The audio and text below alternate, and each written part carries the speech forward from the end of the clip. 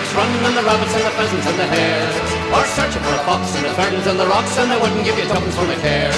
On a fine sunny morning when the dew is on the grass and the mist flying soft upon the hill, I would ramble through the bog, just myself and the dog, and go fishing in the river by the mill. The Ballad of John Dixon.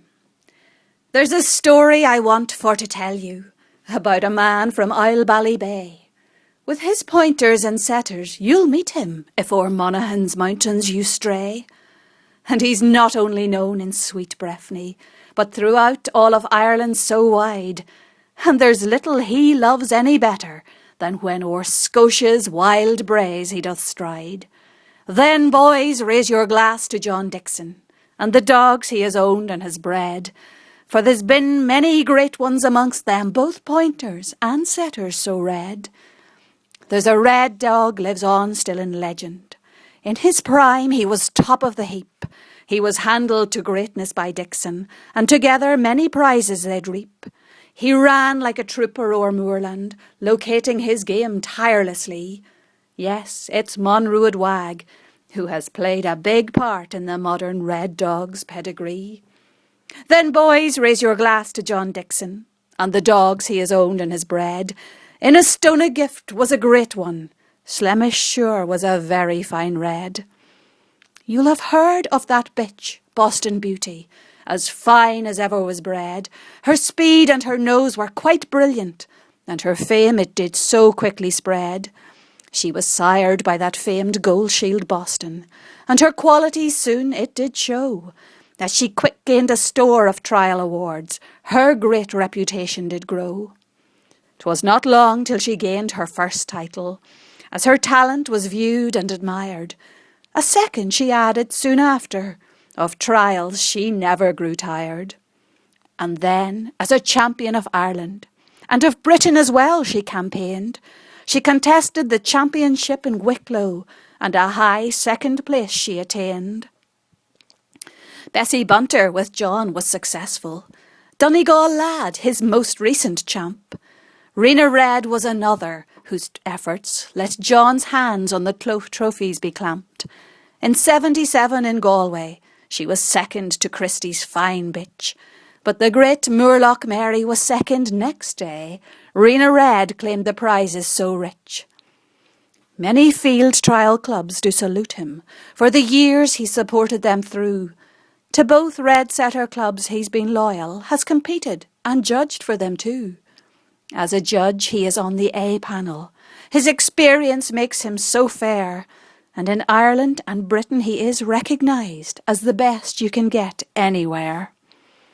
But to him there's one club very special, which he founded and put on its feet. As the main driving force he has run it, making such a success of each meet. Breffni Oriel is the club's title, and its home is the Monaghan Hills. Sure all of its members most fondly recall days on those moors full of thrills. Mongst his friends, John has numbered the masters, like John Nash of Monruad fame. Many days spent at trials together, gamesmanship played a part in the same. Yes, Nash had its own style of running, set his course straight and followed his red, which oft met with objections from Dixon the judge, though by pub times all problems had fled. The three musketeers are so well known, from the country of France they did come. They'd a motto which all will remember, one for all and all for one. Now there's three who share that feeling. You could call them the Monaghan Three, for when Dixon meets up with Trainer and Byrne, you'll be sure that the crack is mighty. But beyond Ireland's shores he oft ventures, to Scotland to taste her delights. Yes, the land cruiser well knows the journey to Muirkirk's sweet heather-clad heights. And from Mervyn he gets a warm welcome, as his young dogs he trains all day long. With the grouse in abundance, it's easy to do, and with radar he cannot go wrong. But there's no place in Scotland that's dearer than Amalree deep in Perthshire. Take my word, when he meets with MacGregor, to the bar they do often retire. He was welcomed at first by John Dixon. Yes, his namesake was boss at the time, but the welcome was warm to himself and his friends over all of the moor they could climb. The wee Scottish John has now moved on to train all his spaniels so keen. And since Colin's in charge now with David, many times back to Perthshire he's been. Still each year he looks forward to going up to Loughin his young dogs to run. And the people like Rambo he meets when he's there only add to his crack and his fun. Now my song it is now nearly over, as his praises and story I've sung. On the dog world's steep ladder of success, John Dixon has reached the top rung. He has steadfastly followed his own sport, dedicated to having good dogs. And he'll run them for ever and ever, you know, o'er the wild heather hill and snipe bogs.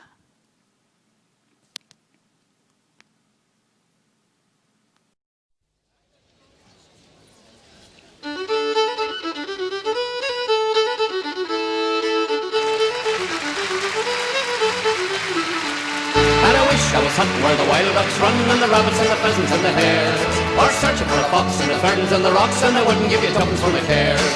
On a fine sunny morning when the dew is on the grass and the mist lying soft upon the hill, I would ramble through the bog, just myself and the dog, and go fishing in the river by the mill. And I wish I was hunting where the wild ducks run, and the rabbits and the pheasants and the hares, or searching for a fox in the ferns and the rocks, and I wouldn't give you tuppence for my cares.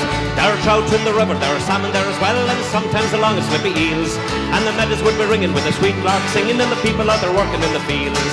And I wish I was hunting where the wild ducks run, and the rabbits and the pheasants and the hares, or searching for a fox in the ferns and the rocks, and I wouldn't give you tuppence for my cares. In the merry month of June, when the winds are in gloom and the dusk begins to fall at 10:30, if you walked a mile or so and you knew just where to go, you could find them making wagon in the glen.